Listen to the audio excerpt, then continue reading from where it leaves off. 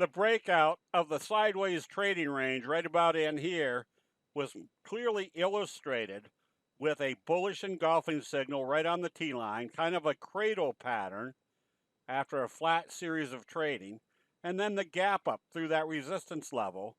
And we could stay long based upon the simple T-line rule that as long as the prices didn't close below the T-line, the uptrend remained in progress.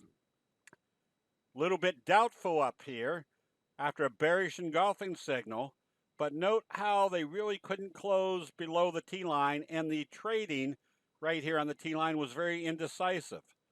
That in itself tells a candlestick investor that the selling is not very compelling.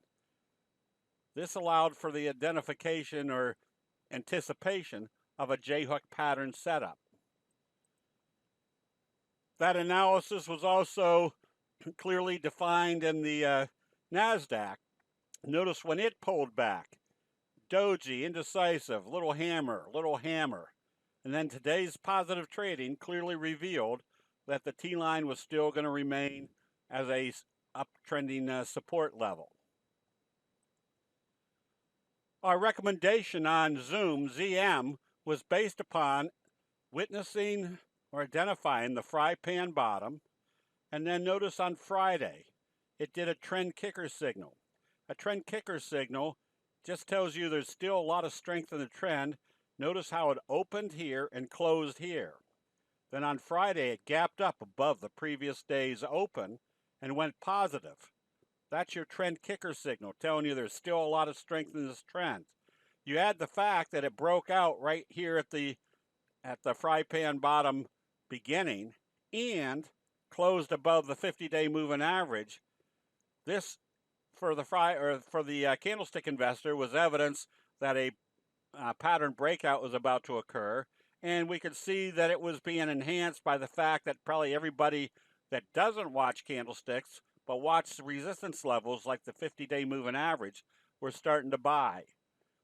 This type of pattern usually indicates there's, especially with a trend kicker signal, that there should be a lot more upside in this price move.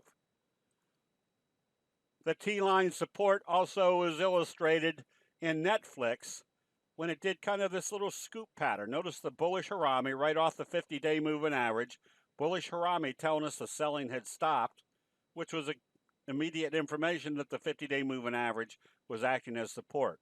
When it started moving up, you had kind of a little scoop pattern, and we know the results of a scoop pattern, usually a strong slingshot effect to the upside.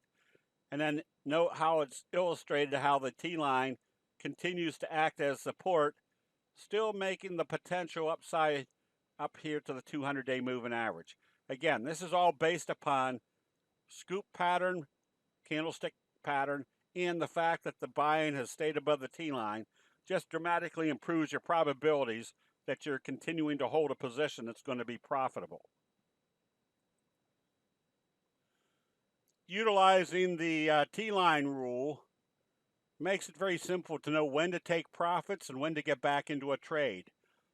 We had been trading CRSP because of the little basing here, kind of a J-hook pattern, and we took profits up here because notice how the distance from up here to the T-line had expanded and it had gapped up in the overbought area.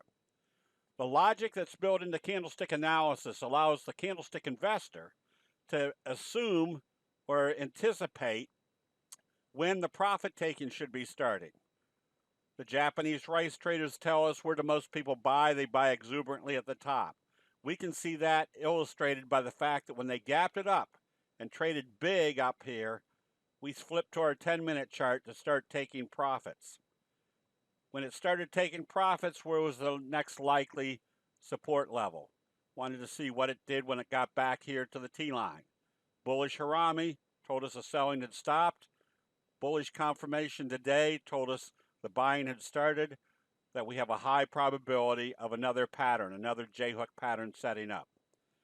Because human nature works the same way time after time, the candlestick investor has a great advantage for knowing exactly when to get in and when to get out of trades. That'll be it. We'll see you in the chat rooms.